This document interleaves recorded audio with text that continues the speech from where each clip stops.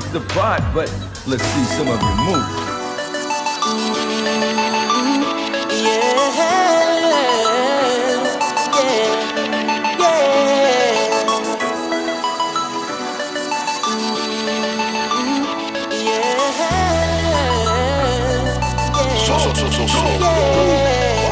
Feeling like a star, you can't stop my shine. I'm loving Cloud City, my head's in the sky. I'm solo, I'm hunting solo, I'm hunting solo, I'm hunting solo. Yeah, I'm feeling good tonight.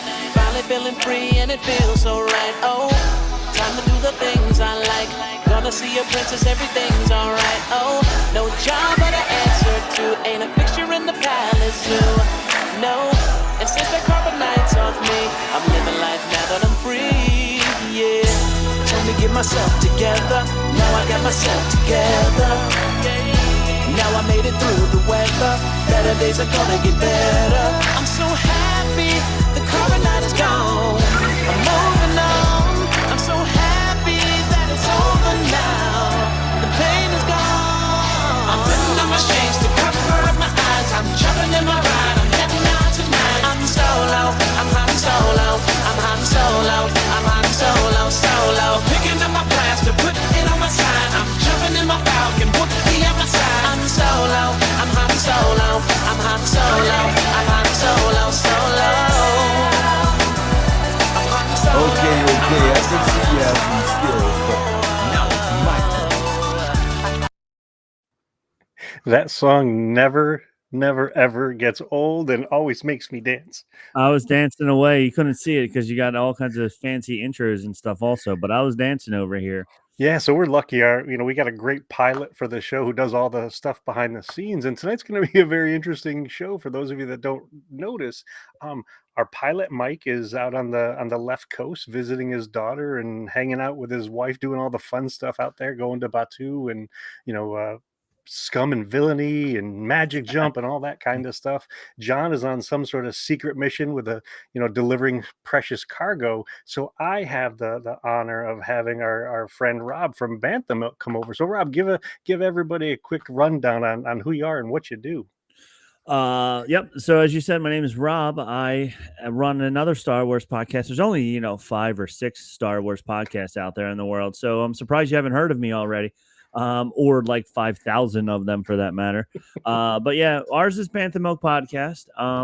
We, just like every other one, we do a lot of show rundowns and talking about shows and stuff. And I know you don't want to be too spoilery, but the final episode of Ahsoka was last night. And for some people, they were very happy that it was over. But anyway. Oh, you mean the Acolyte? Acolyte. I mean, sorry, yeah. Not Ahsoka. Acolyte. Yeah, final episode of Acolyte was last night. So so I do, similar things to what you do, although we're not trying to get ourselves a giant inflatable Millennium Falcon, which is really cool. I now that I'm on the show, I definitely, once you get it, I want first dibs on jumping around in there.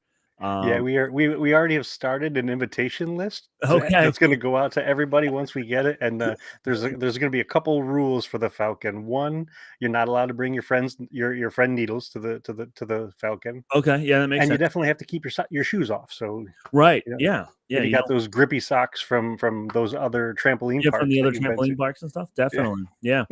So so that's me. Ken was on. We were doing a roundtable discussion for a little while, and Ken was on my show a while back. So then he asked me to be on and help him out tonight. So here I am, helping out my good friend Ken. That's what our Star Wars people do, is we help each other out. Yes, sir. Friends helping friends. That's for sure. How long have you been doing it? I forgot to. So we started right before The Mandalorian started. So we're like about 4 years now or so, like right around 2019, 2020,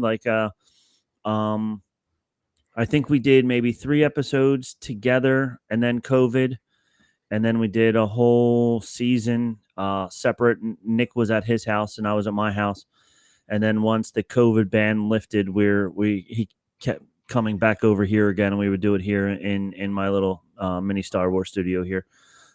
So we've been doing it since the start of The Mandalorian. I wanted to do a podcast, and Nick and I worked together, and we were both like big Star Wars fans. So we were like, let's do a Star Wars podcast. And then at the same time is when they decided that they were going to start releasing this show called The Mandalorian. And we were like, hey, let's do this Boba Fett podcast. Little did we know that The Mandalorian was not going to be Boba Fett, but I don't want to say way cooler, but definitely very, very cool in a whole different way. And we really enjoyed it, and we really enjoyed him. And, so we've been doing the show rundowns like everybody else does. We've been getting some other people on. We just had a kid on from California. He's a power lifter. He's in the Olympic weightlifting categories. Hello. It's a little bit different than powerlifting. Like they do different types of lifts. Like he was doing clean and jerk and squats and all this stuff. But 16 years old, he came in second place in nationals for his age group, and he squats around 440 or something like that. Yeah, I was like, you could put both Nick and I on your shoulders and you could squat us. And he was like, yeah, pretty much. So he was, and the reason we had him on is he's a huge Star Wars fan. And at nationals, when he went up to the stage to do one of his lifts, one of his coaches played the Imperial March for him as like his walk-up song.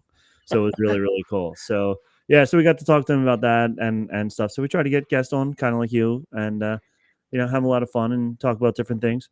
And considering that you've been doing podcasting for a while, what is it about Star Wars that you think is so rich that allows you to do it week after week after week after week? The fact that they're coming out with new content right now is a lot of fun, and the TV shows, and now they're getting back into the movies again. Plus, you have all these deep dives. Nick and I always talk about how we would love to even just be that background guy, like the guy who says we're gonna be talking about cantinas and stuff tonight, but the guy who says to Luke Skywalker, he doesn't like you, I don't like you either. Like that guy can go to Comic Cons for the rest of his life. I'm not sure if he's still alive or not, but just as an example, for the rest of his life, and people would be like, "Oh my God, you're so awesome because you were that pig nose guy that said I don't like you to Luke Skywalker." And the fact that fans have made backstories for characters and stuff, like Camptono guy, I forget what his real name is. Wilro Hood, yeah, my friend. Wilro Hood, the running of the Wilro Hoods. Like the guy just for no reason he had an ice cream maker under his arm and he just ran by, and everybody was like, he needs a story. So we're like, this is what we love. We love finding these deep dives when there's not new shows going on about people. And even like when they started doing The Mandalorian, and the Ugnaughts became so much cooler than just these weird guys in the background, when they bring those background characters into the main light, and then it makes it so much cooler. So that's what we like about it. And I mean, I've always been, as a kid, I love Star Wars and stuff, but since we started the podcast, I've gotten even more into Star Wars. So I really like now doing all the deep dives and finding out all those deep, dark secrets. And same thing with like Disney. Like now that Star Wars is at Disney, it's fun going there and then finding all the deep, dark secrets about Disney as well. And, the first thing that you learn about Disney is, that they have the basketball net in the Matterhorn, because that was like something that when they were building it. And so like, that's your first like little thing. And it's the same thing with like Star Wars. Like when you find that first thing that somebody else didn't know, you feel so awesome, but then you get part of the community and everybody's like, yeah, I know that. Yeah. So it's like, but did you know about this other thing? Like yeah, the exactly. bullet holes in the wall are from when Thrawn and Anakin were on Batu.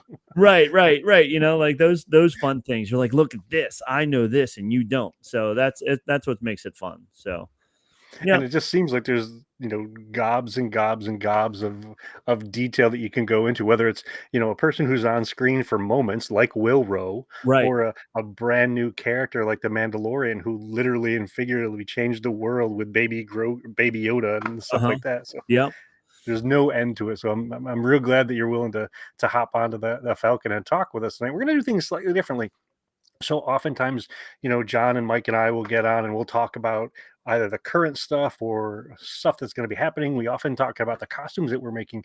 Tonight, what I thought we would do is take this tour around the galaxy. I don't know if you've ever done this when you were a younger gentleman, a pub crawl where you went from place to place to place with your friends and partied over here and partied over there.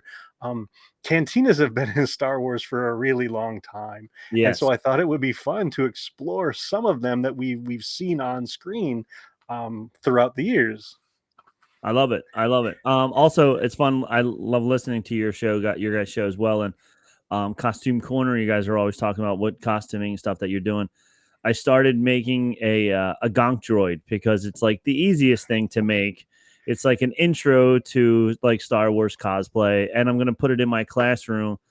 I'm gonna put some of the cell phone power discs on top where they can just put the phone Okay. on top. So I'm going to put a couple of those on top. So it's actually like useful, not just like something decorative sitting in the corner of my classroom. So yeah, so with you guys talking about your stuff, I'm like, I want to do something. I don't want to drop hundreds and thousands of dollars on costumes and stuff. So I was like, let me get started by doing this. So I'm making a little gonk droid. I'm starting on a gonk droid. And is it going to be like a full size one or just a desktop size? No, full size. Like I got 27-gallon plastic bins from Home Depot for $9.99 each. So I got two of them. I molded the feet out of foam so far, and I put because I had some, so I was like, let me see if this will work. It didn't really do a good job, but I put like drywall over it to try and give it like a little bit harder. Yep. I don't like the texture of it, so I'm gonna get some Bondo instead and put Bondo over top of it because it's gonna be a little bit harder, and especially since I know like I'm gonna put it in my classroom, I want it to be a little bit more durable of a finish. But yeah, I joined Gonk Droid Builders Facebook group, and I was Okay. looking at some of their plans and stuff, and so just looking to see what other people are doing. And the thing that I think is the neatest about the Gonk Droid, or the easiest, I guess, about the Gonk Droid is that you have to have some kind of face on it, and then as the Star Wars people call them, the greeblies, all the little accent things all over it. You can really customize it any way you want to. Like there's the official one that like you saw, but even the ones that you see on the TV, the different shows, they're all different as it is. Yep. So you can really customize it. It's not like a Mandalorian costume where you have to get approval if you want to be in the 501st or whatever, and it has to be exactly screen accurate and all this stuff, which I love the fact that you guys do that. It looks so awesome. And I would love to get to that level, but I'm not making that type of a commitment yet. So I just want something fun to put in the corner and, just be like, I made that. And then the kids would be like, whoa. The ones that like Star Wars would be like, that's cool. And then the other ones are going to be like, that's stupid. But I guarantee they'll all be putting their phones on top of it to charge their Course. phones. Yes. So there are two things I want to say about this, other than congratulations. You've taken your first step into a larger world. Um, when you complete this, not if, because I know you're going to do it. You're one of these people who, when you set your mind to it, you just finish it from beginning. No matter how long it takes, you'll get it done. Once it's done, you now have an entry into the Droid Builders. Okay. Yeah. So which is an official Star Wars group, which means you can then go to to conventions and Lucasfilm events and all that kind of stuff as an official member. Right. So my pit droid BRZR has gotten me into the Droid Builders. And just a warning, I mean, I don't mean to scare you when I say this, that it is a slippery slope, because Oh, I know. once you start doing it, before you know, like, yes, honey, I need 3 mannequins because I have 3 different costumes that I Three want different to be on. costumes. Yeah. Uh-huh. I I don't care have, how creepy you think it is to have that in the bathroom. right. I have a couple of 3D printed helmets over here that I Oh, printed nice. out. Because with my school, I have a 3D printer for my school, so I printed them out in parts. They're not 100% official. I'm sure. I don't know if they would actually like pass. And I know right now they wouldn't, because it's just a 3D printed. There's no Bondo. There's no anything over top of it or stuff. But I just like that, just having them there, even though they're not 100% official or anything like that. It's just fun that they're there. And this is also like part of my intro to costuming and all that good stuff. So, but It yeah, all starts somewhere. That's so it cool. starts somewhere. Yes. And let us know if you need some help because Mike lives just outside of Philly. I live down in Jersey, not too far from Philly. So we're Yeah. more than happy to either invite you to one of our secret super secret armor parties, or we swing by your garage and help you put the bits together. Awesome. Yeah. Thank you very much. That'd be awesome. Yeah. Yeah. And so, considering that cantinas have been a part of Star Wars for such a long time, why do you think George? Because this was something that was supposed to be for kids. Right. Why do you think he put this bar that was filled with scum and villainy in it? I think also it was the 70s. So it, I think they had a different outlook on um, scum and villainy and alcohol and all that stuff than we do today. Like jokingly, the teachers back in the 70s at lunchtime were even not just, I remember as a kid going into the teachers lounge as a kid and it's just completely full of smoke and stuff. So like what you were allowed to do back then, you're not allowed to do these days. So I feel like alcohol might have been a little bit more of a mainstay, whatever, than today type of thing. And it was like, hey, this is what people do. They go to pubs, they go to bars. So we're gonna make a pub, we're gonna make a bar. And where else would all the bad guys go but except to a bar type of thing? So I'm gonna make this nasty, scary bar thing, and I'm gonna call it a cantina. Yeah. And And in some ways, it has that throwback to not just to pubs like old English pubs or whatever, but to the right, Western. yeah, That's yeah, that's where the bounty hunters hung out. That's where if you didn't know a town very well, that's where the people would gather. uh So huh, you need to have that location that can be a central point of it. So yeah. And just think of every Western TV show or movie. Something bad always happens in the bar. So if you want to have something bad happen in space, you would go to a space cantina. So there you go. and it So even spills out into the streets with a duel of some right, sort. a duel of some sort. And so let's talk about Chalman's cantina, that Yeah. first cantina that we see. I mean, what are some of the things that you remember about it? What do you think are some of the things that make it such an amazing piece of Star Wars? I think the first thing is just the aesthetics of it. Like when you walk in, you see the bar itself and um the rounded, the horseshoe shape of the bar. And just how they had the band playing in the corner. They were able to get so many different species and different characters into one setting at one time that in the 70s when you're watching it, you're like, oh my god, what is that, what is that, what is that, and it's like, and they didn't have what we have today. There's no social media back then for you to look up to see what it was, so you had to find out from your friend who found out from somebody else who knew from somebody that this was a that or whatever. um so I think it was really cool you seeing all the different people.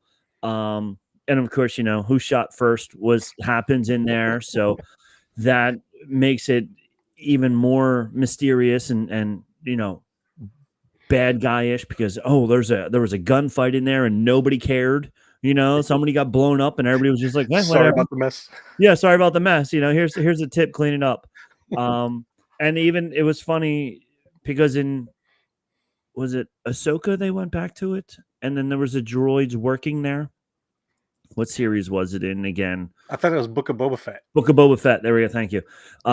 So it was funny then the way they brought it back with their little Easter egg of droids working it in Book of Boba Fett because they walk in and your kind's not allowed in here, and the droids weren't allowed in at all, which is funny because they're just droids, but like for whatever reason they didn't want droids in there. So the two most innocent, although R2D2 is not really that innocent, but C3PO is. The two most innocent characters in Star Wars weren't allowed in, and and then you see 30 years later, or 40 years later, they're working it now because how times have changed. So I think that was it for me. I just remember the first time seeing it, and just being like, whoa, that's so cool, all those different creatures. And think about all those different creatures that became action figures. Yeah. You Oh know, yeah. Yeah, and then you wanted all those action figures, and it's really funny. Like, these are the little things that the deep divers like us know about. Like, the some of the characters were just like, it was like a Wolfman costume that they had, and they were like, we need another character. Go grab some costume, and there was like, here you go. We'll throw him in the corner over there, and we'll put this guy. He just has this, or even like the one of the bounty hunters who was just like a boxer, and they just like wrapped him up in like a mummy suit, and it was like, yeah, that's good enough. We're using that, like some of it had a lot of detail, and some of it was just like, we need something quick, grab something else. and So some of that stuff got reused. So the costume that Boshek wore, you saw it, later on or whatever. yeah. Um, and George was so unhappy with the footage that he originally got when they attempted to do this in London, that they did reshoots in California, and he wanted more creatures and More creatures, to be yeah. able to see more things. And some of more of those behind the scene details that nerds like us know is the pieces and bits and bobs that were in the background were actually found items. So that one canister was a part of an engine for an airplane, which also became the head of IG-88. Yeah.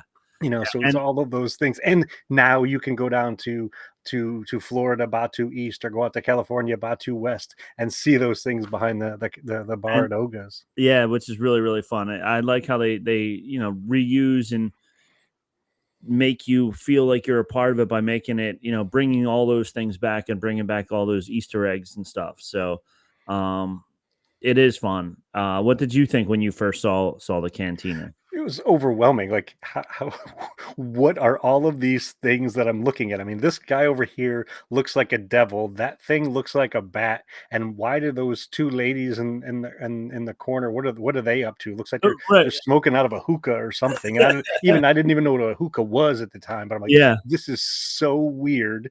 And to your point with the clean up the mess, they don't pay any attention to most of that stuff. Things just go on in the background, and you go to Toys R Us and like, oh, that's the guy, Yeah. that's the Wolfman or whatever. And it was just so cool. And to your point of them bringing it back, whether it's in the Mandalorian or as toys changed throughout history, it had some of the characters had no name. They were just like, this is the Hammerhead and Uh-huh. Snaggletooth or whatever. And then over time, when they got more of the background stories, whether it's through the role playing games or the video games, then the different toys came out that gave them proper names. Yeah. So it's just never ending fun. And there's some folks like Tom Spina from Regal Robot. One of his jobs is to restore these costumes. So if there's one person on the planet that probably knows more about the cantina, it's probably Tom Spina and some of the guys from Blast Points podcast, Jason and Gabe. Okay. They've done hours and hours and hours of research. And Tom has been at the archives at Lucasfilm to see these costumes and see the maquettes and the Polaroid pictures from behind the scenes. So it's almost like they're archaeologists Yeah. from Yeah. this galaxy far, far away. Very- And that cantina, Chalmun's Cantina, even showed up in the 1978 holiday special. Yes. And some of those same aliens and stuff. So it was That was fun, when, and it was was it our first entry into that wild life. yeah. Was it B. Arthur? Who was this? Who was Yeah, she was the singer, yeah, she Akmina. was singing. Yeah, she was singing the whole song Yeah, about like getting out, go home. It was like, yeah, I knew what her whole song was. It was pretty great. much. It was the early closing time song. Yeah. Hey, we got Lily joining us, so let's just say hi to her. Hello. So we have our first viewer. How cool is that?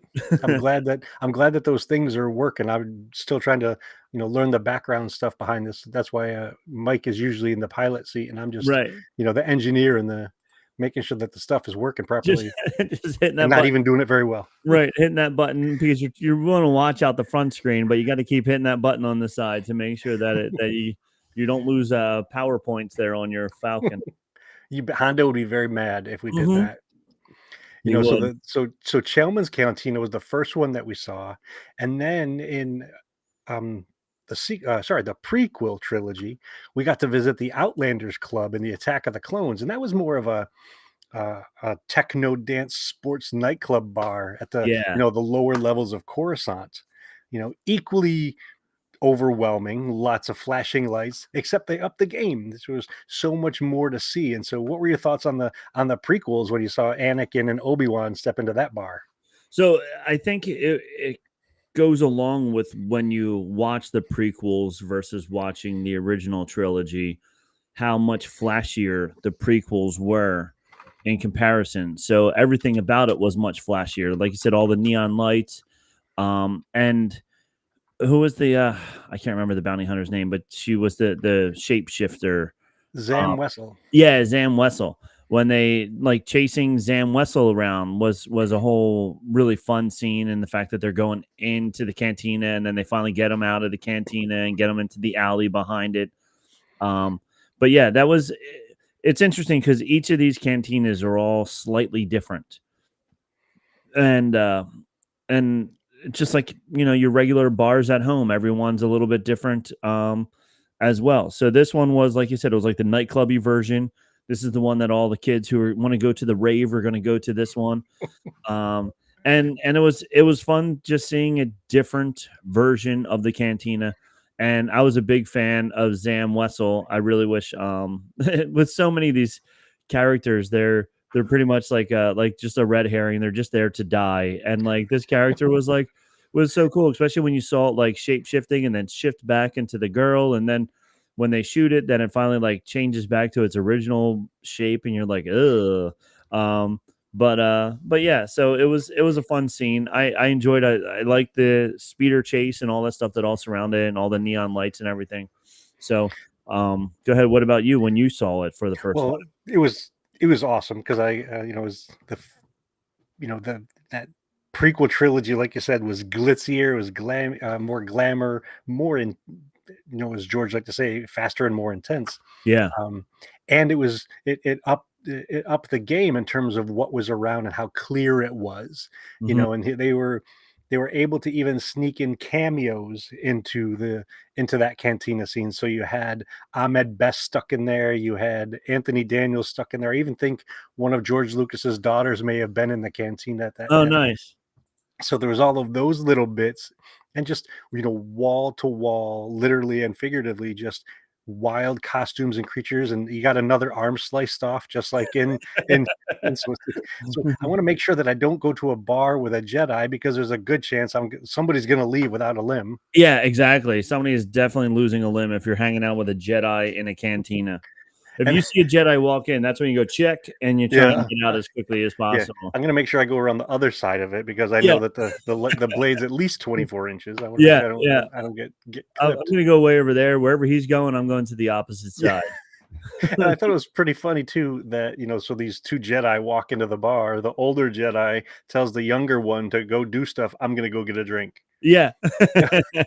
You've got work to do. I'm getting a beverage. I'm getting a Yeah, beverage. I'm gonna yeah, enjoy myself while you go do your thing. You go do it and leave me alone. yeah.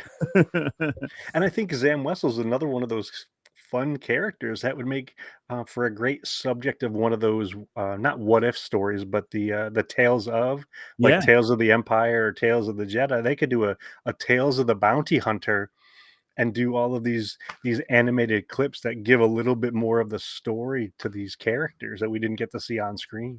Yeah, and even seeing like Zam Wessel change into different characters, not just the girl that he changed into. Like it would be fun to see him, just walking down the street, kind of like Transformers when they were like when Bumblebee went from like the old Beetle to like the fancy Camaro. It's like, oh no, I want to be this car now. Boom, boom. Yeah, So it would be fun seeing Zam Wessel just be like, oh, they're looking for a girl. I'm going to change to a Wookiee. yeah. Boom. Now I'm a Wookiee. Wasn't there like an alien that could do that in another show? Or maybe I'm thinking of something completely different. No, Um, it was Critters. Did you ever yes. see Yep. Uh-huh. one of the bounty hunters from Critters? They had no face and they would just see someone See and someone else. change into them. Yeah. They did I think they picked a rock star or something like that. Yep. Yeah, and a supermodel or something. Well, of course. Why wouldn't you? That's what I would do.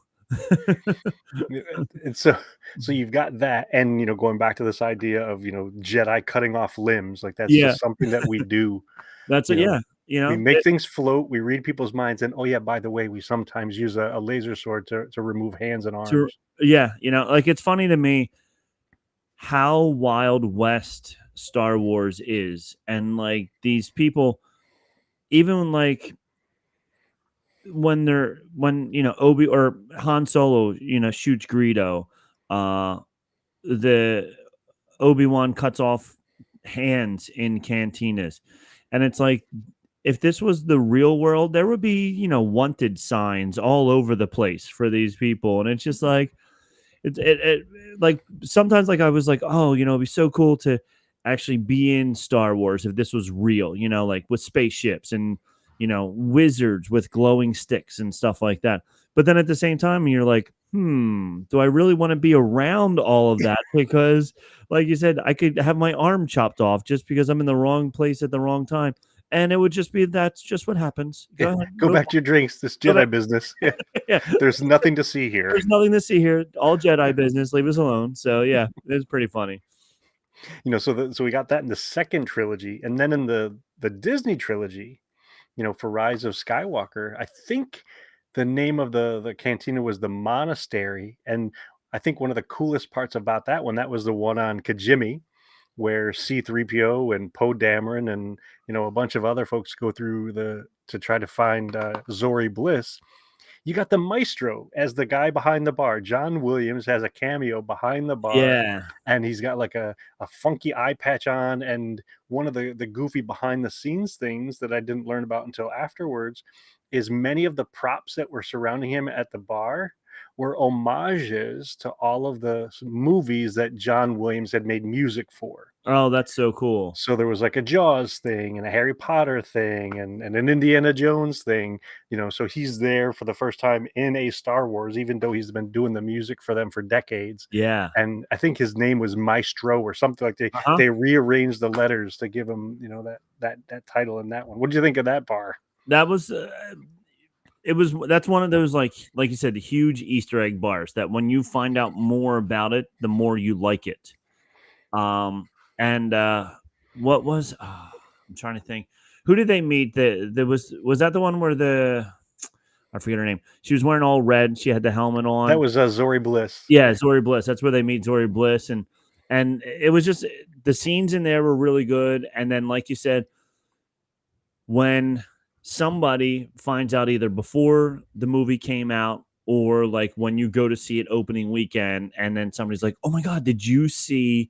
Like my friend Tom and I, we would always go for probably the last 5 or 6 Star Wars movies. We would see it twice opening weekend. We would see it either Thursday or Friday.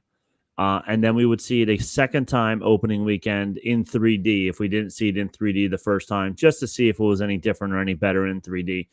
I really wish this is me on like my little peach stand here, my basket, whatever. That like the 3D movies were more like the rides at Disney World. When you're seeing a 3D ride at Disney World, like it's all inclusive. Like the whole time you're seeing it's in 3D. Where when you're watching a 3D movie, there's always like 2 scenes where something is coming right at you and you like jump. But for the most part, it just adds like a little bit more depth. And like a lot of times you're like, I don't even like wearing these glasses the whole time because I'm missing something or whatever.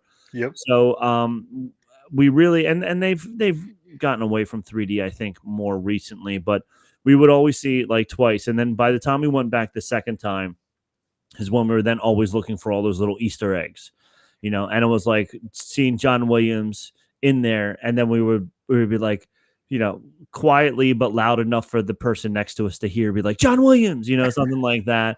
Or like when in the Senate, when you saw the ETs in the Senate, In the little pod thing. in the little pod things, you're like ET, like you're like, I know something that the person next to me doesn't. So yeah, so that was fun when you see John Williams. My son was doing his co-op. Where is it? There we go. At the Academy of Music and in Philadelphia. And when he was working there, John Williams came with what's his name? Yanni? No, not Yanni.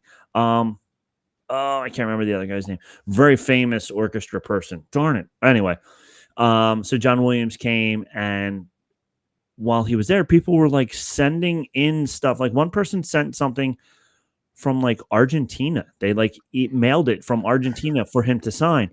So my son calls me up and he's like, I got John Williams is going to be here, and all these people are sending stuff. Do you want me to get anything signed for you? And my son just started getting into vinyl. So he took, this is my Empire Strikes Back vinyl from when I was a kid, because I had a record From the 80s? from the 80s. Yeah. Yeah. Like the original, like, Oh my goodness. yeah, like really, really cool. So I had this and like one other record, like a Mickey Mouse record that had been saved from the 80s. So he actually took it to school with him. And I was like, do you have that? He goes, yeah. I go, take that, get that signed, because that'll be really, really cool. So he did. So it says, and he goes, I'm sorry he didn't write a lot. But he wrote the same thing to everybody. He wrote, my son's name is Trey because he's the third. So it says, Trey, best wishes, John Williams. So it's really, really cool that, and the fact that awesome. the guy's in his 90s now. So the fact that we got it at this point in time, knowing that, who knows, not many people live to 100. So the fact that we got it so late in his life and his career, that's really, really cool. So John's he's a pretty good musician too. I mean, he's done a couple things. I mean, he's done a thing or two. he knows a little bit about music. Yeah, I guess. I mean, if you had to get an autograph from someone, I guess he's the guy. I guess he's okay. He's worth getting. Although I always thought he just stood up there and waved a stick around. Right. Yeah. I mean, really, like he never plays the instruments. Everybody else does. He was recently on Smartless, another podcast with three really famous guys, not me, whatever. But when he was on there, they asked him, and he actually knows how to play a good, I think 3 or 4 instruments really, really well, but he's just really, really good at choreographing and writing all the music and stuff, because the stuff that he writes is just unbelievable. So I mean, he's no Ludwig Göransson or anything. No, not at all. Although I did enjoy Ludwig Göransson's music for The Mandalorian, and I was a little disappointed that in the last season that they went with a different person instead of him, because his stuff is fun, because he finds all these like strange instruments and stuff. Like he recorder, that giant recorder thing. Yeah, the giant recorder. Yeah. And it's so funny because being in education, every third grader learns the recorder. So it's like, wait, that's done on a recorder? What we're like, what? I'm like, no. Yeah. But then when you see the recorder, you're like, well, that's really, really cool. So they have a recorder the size of like a wrapping paper tube. Yeah. I mean, it's huge. Yeah. I've never seen it. I didn't know they made them like that. No, me neither. Not until I saw that. So I was like, that's unbelievable. So yeah, so it's pretty cool. So yeah, so that's really, I think one of the other cool things about that is not only is it John Williams autograph, but it's personalized. And I've been to a bunch of conventions, and I see people, selling autographs and stuff like that. And like, this was from John to your son. Nobody else. This was from him to him, and directly to my son.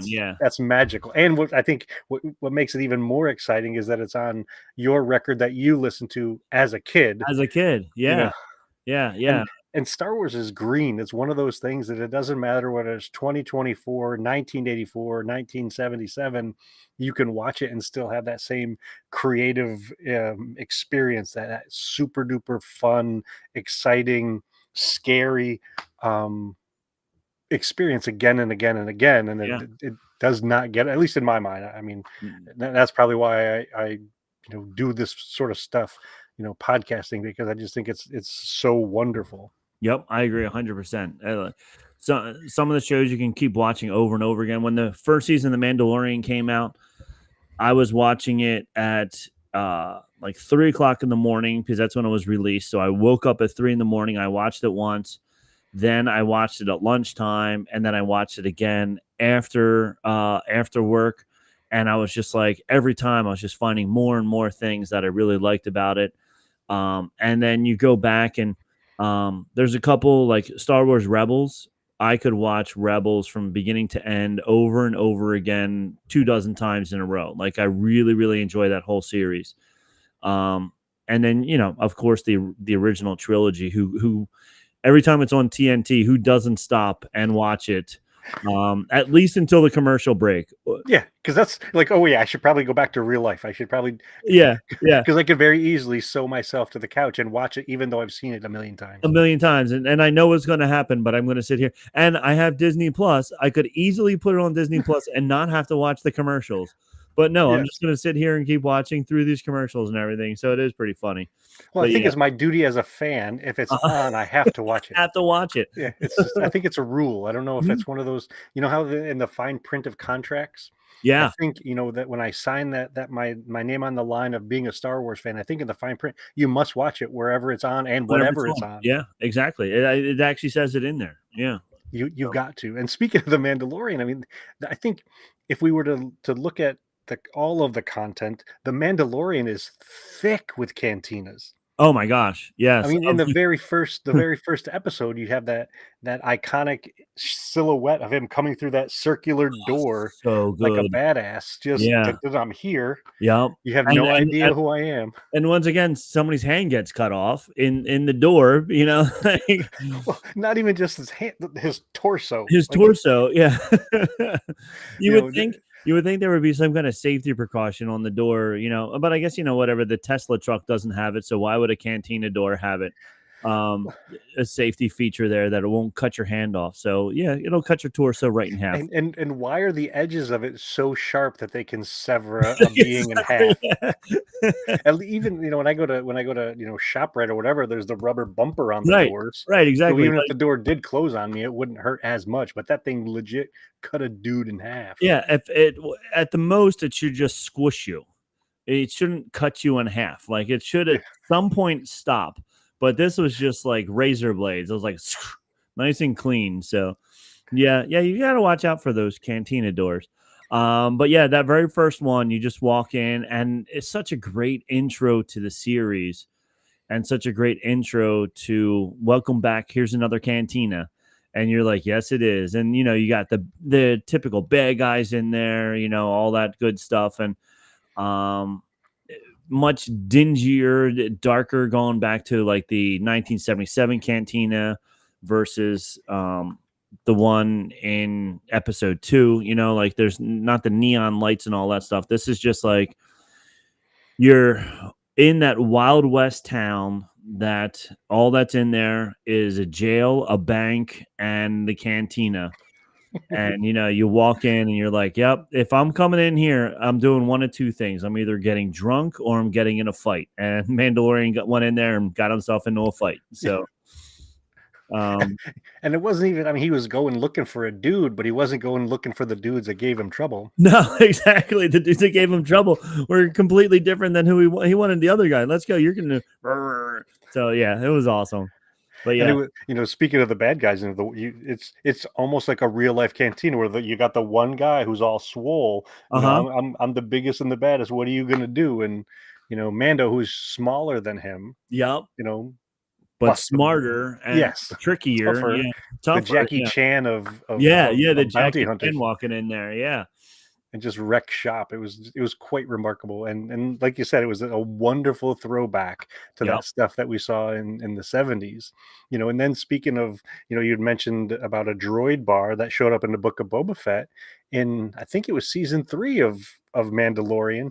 They went to a bar called the Resistor, Mm-hmm. and it was 4 droids. It was 4 droids. Yeah. The entire bar was filled with robots, Yep. from the barkeep to the patrons, just from wall to wall. And then you just have these two faceless Mandalorians walking in, asking, because they're on some sort of a detective mission, Yeah. asking for information.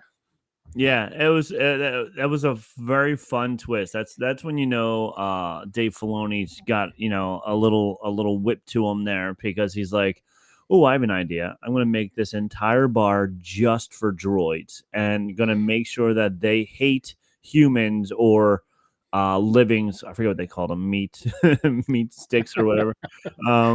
But yeah, they Meat popsicle? No, that was Fifth Element. that was Fifth Element. Yeah. Oh, what was it? I don't forget. But anyway, but yeah, they just so much fun. Like now suddenly they're the minority, and they're the ones that are like, no, you're not allowed in here because you're not a droid. Get out. And you So could practically hear the record skip when they walked in. yeah, it was one of those. All the robots turned, zzz, and they're all like, "No, you shouldn't be here." So yeah, This so that does was not compute. exactly. So that was definitely a fun twist on it. So I'm glad I wasn't there because I wouldn't have been allowed in, but it was a fun bar. And think about the wildness of that scene. So you've got a room full of puppets. You've got well, the only I think the only real people were in there. There was some. I think it might have been Chris Bartlett who was in one of the protocol droid costumes, and then you have the two Mandos. So nobody in there has a human face that you can see. Right, right. It's all so it was wild. At least I Yeah, don't remember them having their helmets on when they came in. But it was just crazy to have that wonderful transition from before droids aren't allowed to now we yeah. run the joint. Now we run the joint. Now it's all droids all the time, and it's like there's not a human allowed in or a human face to be seen. And Um, then when you jump from The Mandalorian to the Book of Boba Fett, there was that one episode that it was even though it was in the Book of Boba Fett, it was all about the Mandalorian. it was And the best episode. Mando comes in and drops a guy's head on the table. Yeah. The- It's like, well, this is definitely a cantina because now there's no body that comes along with this head, but there's just a head. So, yep, yeah, there you go, you got it. Welcome to the cantina. Here's a head.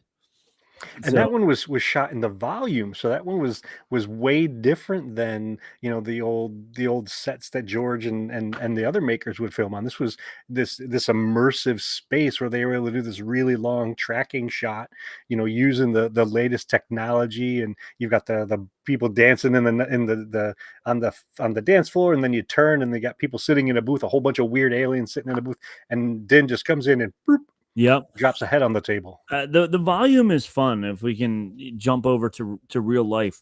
I love watching when I saw the behind the scenes about the volume and how they filmed that. Then I had to go back and rewatch the series again to try and figure out and watch the scenes and see if I could see where the volume screen was versus the practical effects that they were working with in there.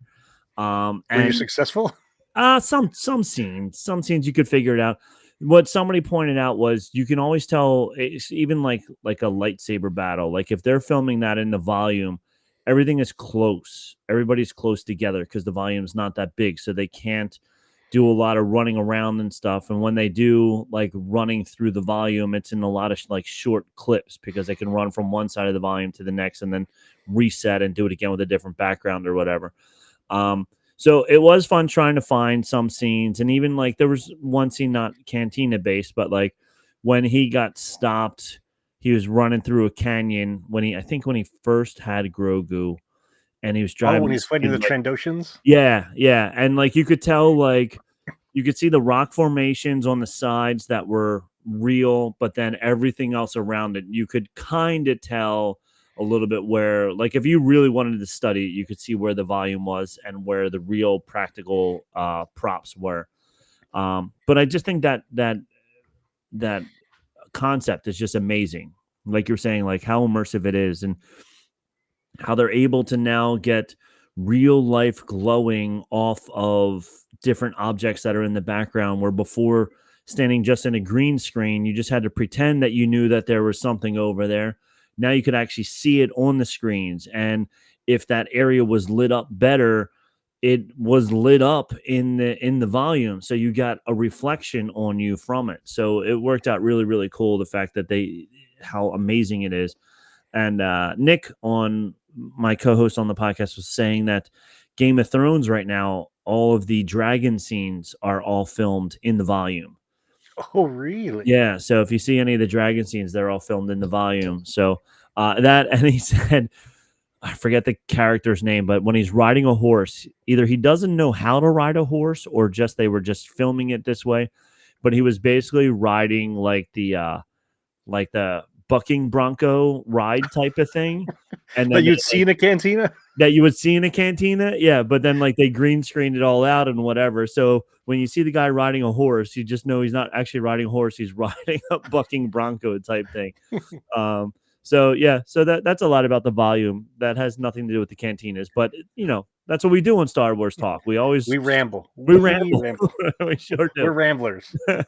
Well, and if you go back to George in the original trilogy, he wanted to do so much more and just couldn't because the technology wouldn't match his imagination, and that's Yeah. why we had to wait 16 years to get the prequel trilogy. Yeah. And then much of that was filmed on green screen. And I'm, contrary to popular belief, I'm not a world famous actor, and I've never, had to do that kind of work. But I've heard that it's really tough to play pretend to that level. Even I think it was Ian McKellen when he was filming Lord of the Rings, saying like there were some scenes where he was the only person there. And he had to look at a spot on the floor, look at a light on a stick or whatever. And he said it was really, really challenging. So I think being in the volume has to be a lot easier for actors and actresses because they can actually respond to what they're seeing. Yeah. Yeah. And it's got to be incredible to sit in the cockpit of any of those phony baloney spaceships and see it jump into hyperspace. Because I mean, I've ridden the Millennium Falcon ride at Batuu,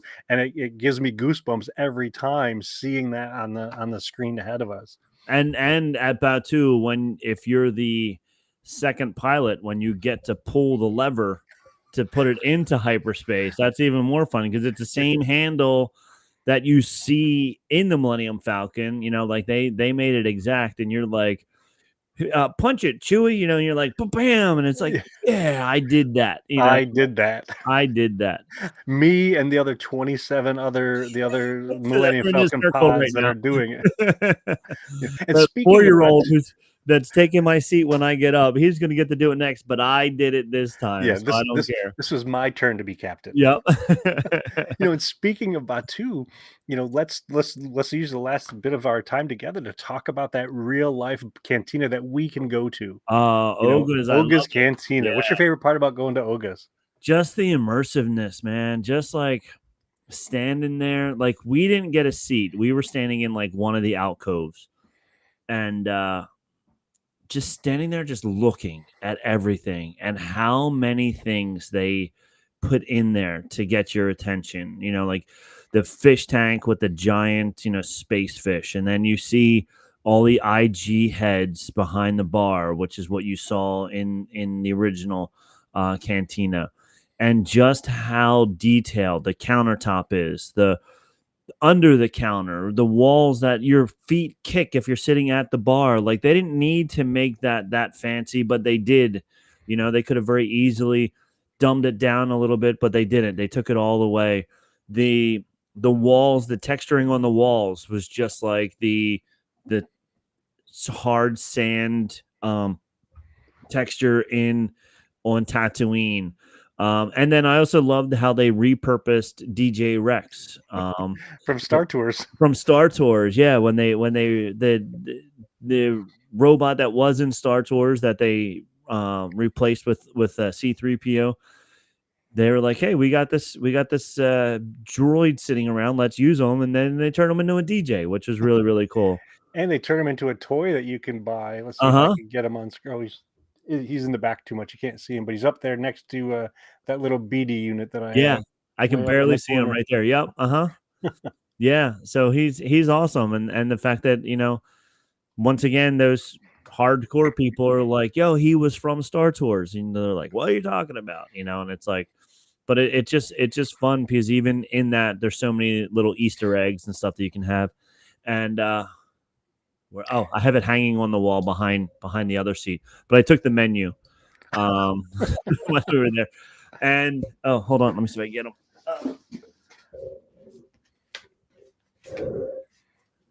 The menu and the coasters. I took the coasters as well. I was like, I'm taking these. Yes, sir. I paid enough money for these drinks that I'm standing here. My wife and we got like a couple of snacks. They didn't have like full meals.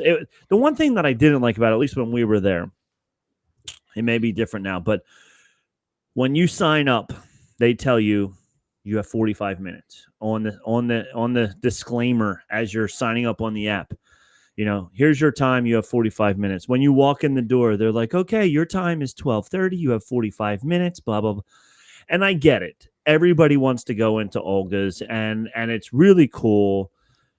But the fact that it was the one time, like my wife and I were actually just talking about in the Disney parks that there's a rumor, I guess, an unwritten rule that if you're one of the friends of the characters, which if you know Disney talk, you know what it means to be the friends of the characters.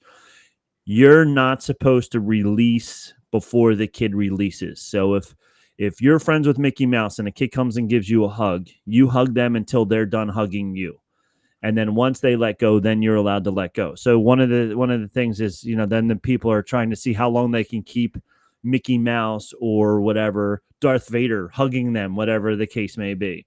So like that they don't force you through when you go to meet the characters. Like they let you, you talk and every character is super nice and they're like, oh my gosh, it's so nice to see you, blah blah blah, like whatever, and you never feel rushed. This is the only time that I was in a Disney park that I felt rushed, because every time, like 2 or 3 times, and even when the person came to bring us our drinks, I even think at that point they also said, just remember you only have 45 minutes and stuff. And I'm like, yes, I get it. Like that was the only thing that I didn't like about it. And I get it. If they didn't tell you that, people would be in there, maybe not buying more drinks, but just taking it all in. And it's also air conditioned. And, right now, America's in a heat wave. It's just as hot down there as it is up here in Jersey. It's 100 degrees with 100% humidity and all that fun stuff. So I get it. A lot of people want to hang out there and just feel the air conditioning for a while and are like, look, especially if you're seated, it's much easier, I think, if you're seated to stay longer than the 45 minutes.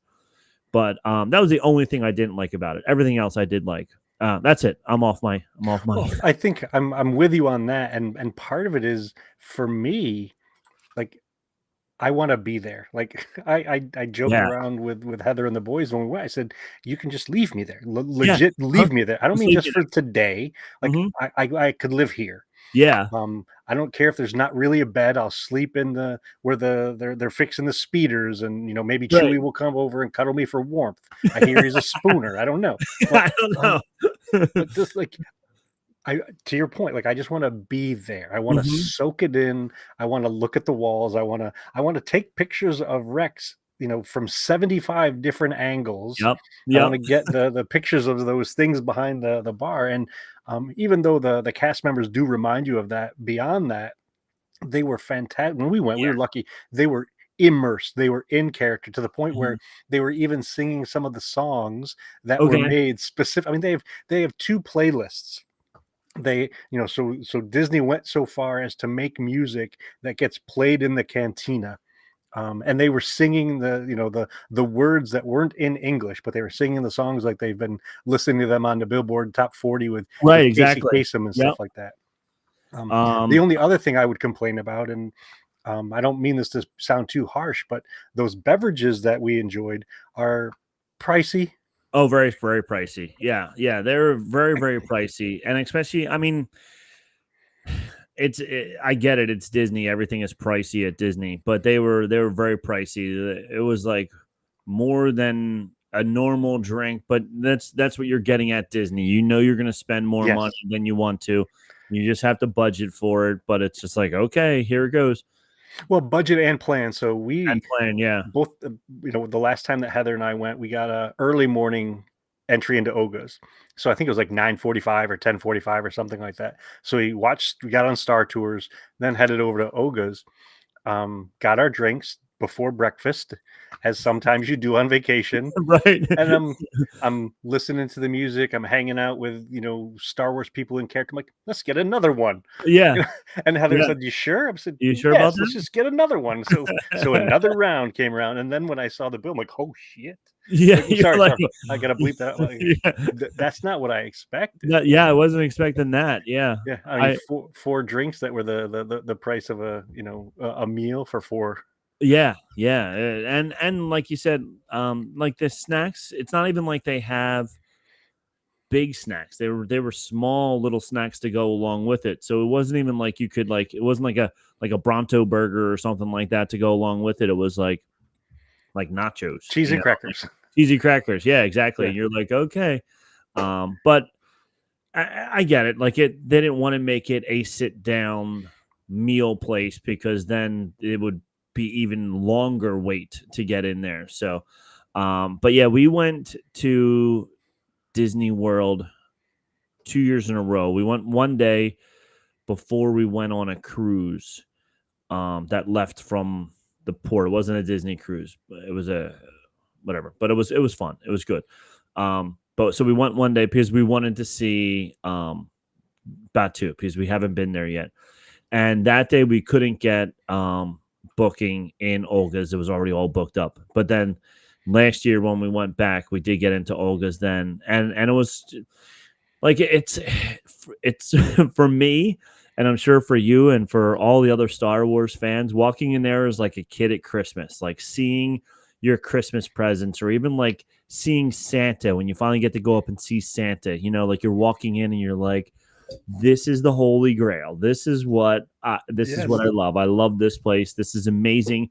I'm in the story. I'm in the cantina. I'm in even Batu as a whole. You're like, I'm in Star Wars right now. You know, you're walking next to the Millennium Falcon, or over where the speeders are parked, or even where the droids are. Or, you know, when Kylo Ren goes walking by and he somehow says things to you. I don't even know how they do that. They something inside their gloves, but I'm not really sure how. Magic hands. Yeah. You know, and you're like, yeah, you know, like when we did when we were waiting in line for Rise of the Resistance, and they're lining you up, and you know, this is the part after you've been captured and the Imperials are all telling you where to go. I said, we were trying to get my daughter to do it, but my wife said it instead. She was like, you got to say something funny to him. So she saw on TikTok or something, somebody else said, you know, ask him, say, I heard the food here, or ask how the food is. And when he says something, say, I heard it's a little chewy. So I had my GoPro camera, and we're lining up, and the guy's like staring mean at us. And I said, she has a question. And I point to my daughter, and he goes, no time for questions. And I'm like, okay. And then he says his little spiel, and then he walks up to my wife and he goes, I heard you had a question. And then she asked the question, and everybody around is like, oh, like, don't say something to them. They're the Imperials. You're not allowed to say anything to them, you know? And so she says it, and he played it off. He goes, I guess you're going to find out, aren't you? And then he like walked away, and everybody was like, no way. It was so awesome. So it was so much fun. So next time, for all the fans, when you go to see, if you go down to Batu and you're waiting in line, make sure you ask them a question. Ask the Imperials a question and see what kind of response you get, because they enjoy it as well. Like as we were walking by, I heard him say to one of the other cast members, he goes, how'd I do? And the other guy was like, yeah, that was good. so they enjoy it as much as you enjoy being scared that you're going to actually get in trouble by the Imperials. So It's funny because you know it's fake. I know it's fake. Everybody knows it's fake.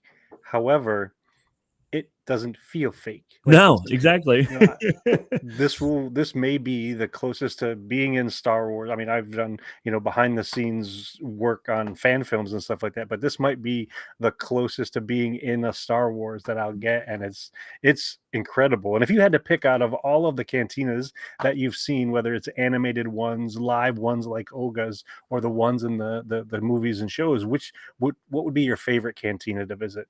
Oh, see, that's a great question. Favorite, because I'm looking through your list. You have 12 of them listed here. And I was like, okay, I need to refresh myself on what all of these cantinas are. And that's just some of them. Those are the ones that came out of off the top of my head. Yeah. I think, I mean, obviously this is kind of like the Disneyland, you know, Walt touched it type of thing. If you go to the canteen at the New Hope, in a New Hope, of course, that's the original one. But I think I'm looking at the in the Mandalorian. I think the one when he meets what's her name? Um, I can't think of her name right now. Cara Dune? Yeah, when he meets Cara Dune in that cantina, that one was a fun cantina. And that's Grogu sitting there. He's like having fun. I think. Do you see a Loth cat in that one? I want to say you He was do. on the floor. He was Grogu on got to see the Loth cat. Yeah, Cara Dune was doing this weird energy battle with a Zabrak. yeah, yeah. And it was like it was kind of like a cantina almost that you would find at like what you would think the typical like a Hawaiian theme, like an outdoor tropical cantina would be almost like, if you're at like a luxury resort or something like that. Yeah, Uh, no windows. It's all open. all Open. open They air. close Yeah. the shutters or whatever, Yeah. or the tent Yeah. flaps. So I think for me, I think that one was one of the most fun ones because it was so much different than all the other ones. It looked the least Star Warsy, except for the people that were in it were very Star Warsy. So that was definitely fun. And seeing the Loth cat, which Nick and I have talked numerous times about how you didn't really see many animals like pets in Star Wars until recently. And then, I think that was probably like the Loth cat was the first time you saw like a live action Loth cat as well, where you're like, oh wow, like they do have animal pets, like Ewoks aren't animals. They're creatures, they're humanoid type creature things, so yeah, so I think that would be one of my favorites. What about you? Yeah, I want to hear Um, what you have to say. I think I would have to pick the bar where Han Solo first met Lando Calrissian. So you've got the bar area where you can go and get your drinks. You've got this area where it's just this almost like an auditorium where they're playing sabacc, like high Uh-huh. stakes sabacc. Yeah. And if you want to make it even more exciting, you can go around the corner and see robots fighting, like Rock'em Sock'em robots fighting. Right. Yeah. It's almost like Vegas of the cantinas. You got everything that you want right there, all in one arena. So And I yeah, have never seen Therm Scissor Punch anywhere other than that cantina, so I want to, figure out. I want to figure out Therm Scissor Punch's story. right, You know? exactly. Yeah. And that's what's so much fun is like all these like random characters that you're just like, I want to know this guy's story, I want to know that guy's story. I want to know what they have such an opportunity to do so many different backstories on different characters and stuff. And unfortunately for Star Wars as a whole, everybody has their opinion on what you should do. So when they don't do what I want them to do, then of course Star Wars is wrong. So then you hear all this, oh, they should have done this and they should have done that. But whatever, you can't please everybody, right? Well, thankfully we have Kathleen Kennedy and Kristen Baver and Dave Filoni listen to this show, so Listen, they appreciate what we share with them, right. and They've written it you all know, down. yeah, and I gotta say, I'm sorry that we weren't able to get through that whole list. So, if we do another intergalactic cantina crawl, would you be willing to come back and Oh, of join us course. for round 2? Look, I love talking Star Wars and I love talking cantinas. And I was drinking I Said What I Said beer today from Evil Genius because I knew it would be perfectly appropriate because I'm just going to say whatever I say, and there it is. I said what I said. I said what I said. It's my story, and I'm sticking with it. I'm sticking with it. That's right. So everybody who listens to this show knows that I'm Ken from the Rambling Star Wars Fan, and you can catch us on YouTube every Wednesday night with John from the Beskar Bucket and Mike Hinton from Karita Cast, and his daughter Zoe Hinton does Star Wars Geek Girl with Lizzie. Where can our friends find you, Rob, when you're not on this show? Bantha Milk Podcast. You can find. We try to do as much as we can. Nick is very, very busy to do a weekly podcast. So we try and get them out there as much as we possibly can. So bi-weekly, at least one a month that will be out there. But we try to go for at least 2 to 3 a month. But yeah, so check us out on Bantha Milk Podcast. Instagram, Facebook, we got all of them. It's all listed the same thing. We're not very good on the social medias, but we do. We are on YouTube and also on wherever you find your podcast. So just look up Anthem Milk Podcast, and you should be able to find us. Nice. Thank Well, you. thanks for joining me on this episode. I don't know what they would say in Star Wars other than cheers. You know, Cheers. so thank you, everyone. I'm going to hit that outro and send you off across the galaxy.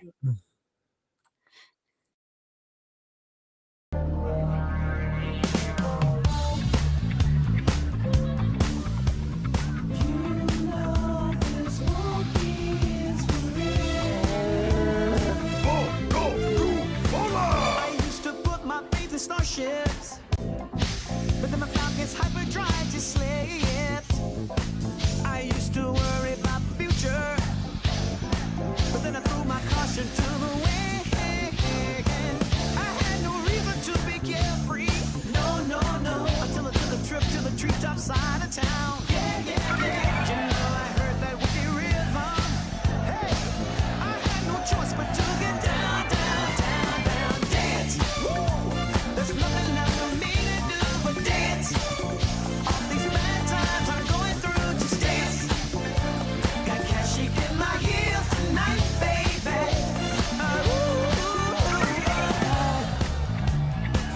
No disrespect to my man here, but you ready for the real deal superstar?